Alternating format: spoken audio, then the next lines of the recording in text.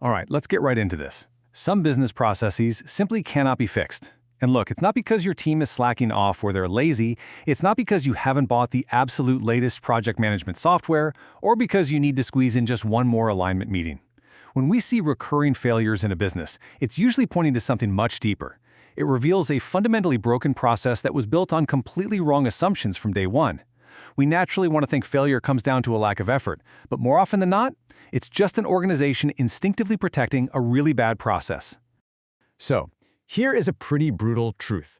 Adding more hours, more staff, more layers of approval, or building more fancy dashboards for a structurally wrong business doesn't fix it. It actually just amplifies the defects. It makes the failure way more expensive and vastly more complicated.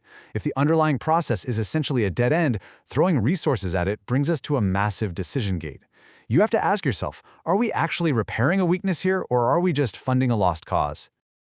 Doing this creates the ultimate illusion of progress. Because, think about it, a smooth road that leads absolutely nowhere doesn't suddenly become useful just because you repaved it and made the ride a little smoother. So why do companies do this? Why do we fiercely protect familiar but totally ineffective workflows?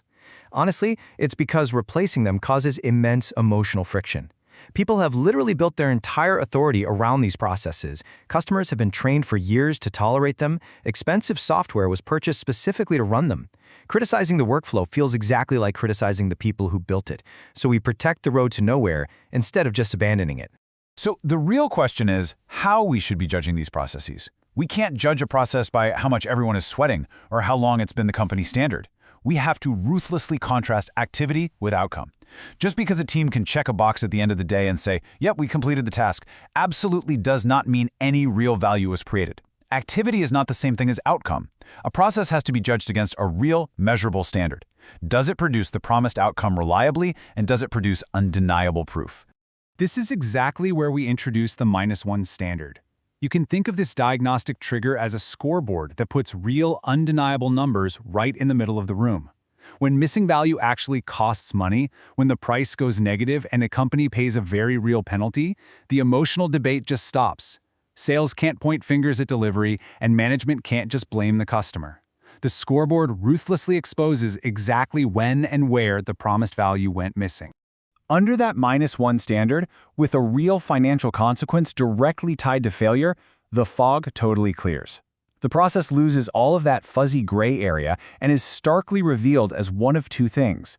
It is either a measurable value machine, consistently delivering exactly what was promised, or it is a measurable value leak.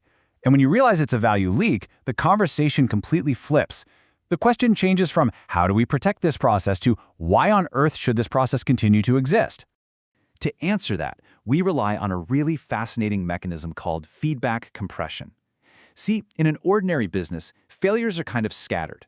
One customer complains about a delay over here, another gets incomplete information over there, and a third needs their whole project rescued manually by a manager. Because these incidents are separated by time and happen across different departments, the system treats them as isolated exceptions and just protects itself. But feedback compression takes all of those scattered, departmental excuses and squeezes them together into a single, highly visible structural disease. When you compress that feedback, this undeniable rhythmic pattern emerges.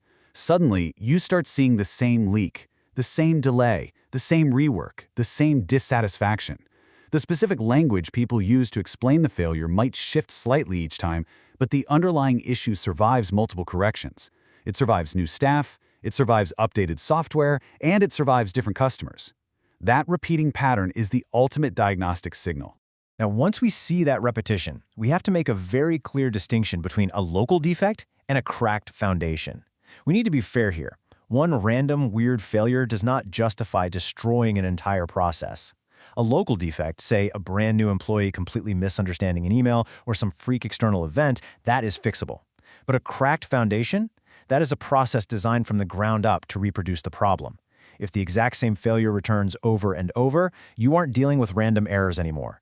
You are dealing with a machine that is functioning exactly as it was built to function. Okay, so what actually makes up a cracked foundation?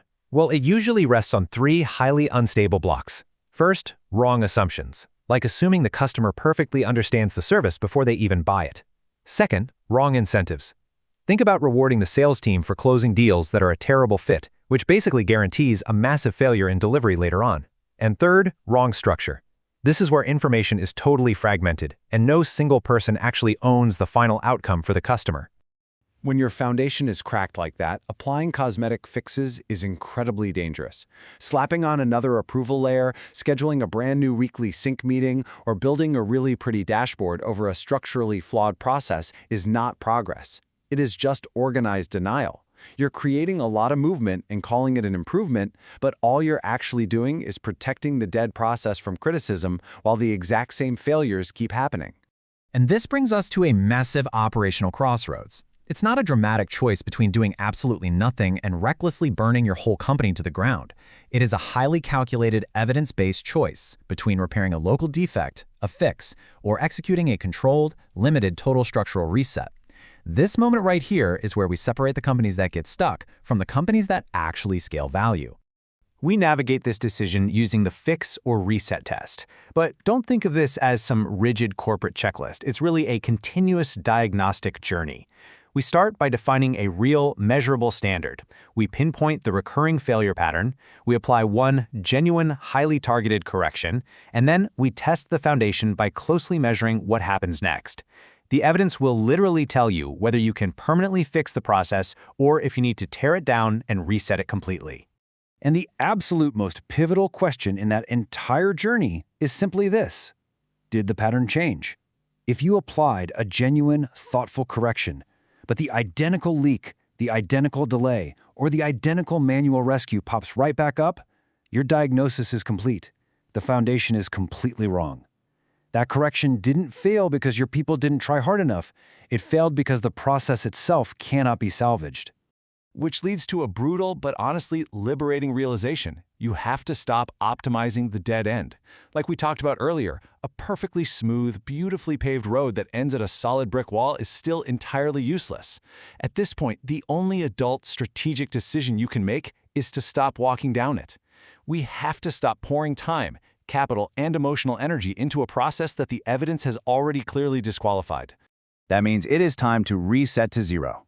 A true structural reset means having the courage to clear that dead process away completely. You do not start with the current workflow and try to trim the edges.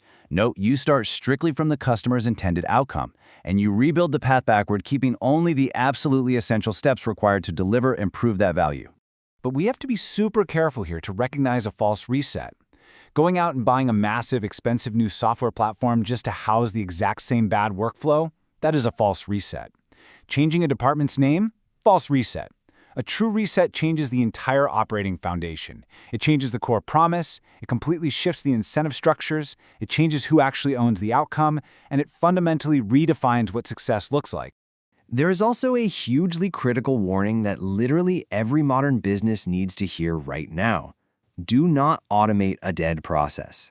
Slapping AI or advanced automation onto a fundamentally flawed workflow will simply produce faster waste, faster rework, and it will scale the wrong standard at lightning speed. Technology is meant to strengthen a valid flow of value. It should never, ever become life support for a dead process. So when you do rebuild, the architecture of the replacement process has to be entirely different. You must build proof directly into the workflow itself. It needs clear, integrated ownership from start to finish. It needs early detection systems for missing information. The new process shouldn't rely on a founder or manager swooping in at the 11th hour to rescue the project. It should naturally generate undeniable evidence that the value was delivered. And once that new process is running, you have to let the numbers judge. Remember, a reset isn't validated just because the new flowchart looks amazing or because executives clap for it in a board meeting. It is validated by measuring its results head-to-head against the old failure pattern. Did that specific delay finally stop returning? Did the rework totally vanish? If the numbers show the pattern is broken, then the reset was real. Which brings us right back to our ultimate standard. In this explainer, we've seen how we use the -1 diagnostic as the trigger for getting that honest verdict. By attaching a negative price consequence to missing value, you force your entire organization out of its comfort zone. It acts like a torch in the dark, exposing what is truly broken and demanding structural clarity instead of just demanding more effort. Ultimately, we have to stop paying for promises and start demanding proof. Your company might not need another exhausting, drawn-out improvement project. It might just need the truth. Stop protecting dead ends, measure harder, and let the numbers guide your reset. If you are ready to find that structural clarity, apply for the Negbook Diagnostic at negbook.com/negative-price standard. Some processes do not need another improvement. They need an ending.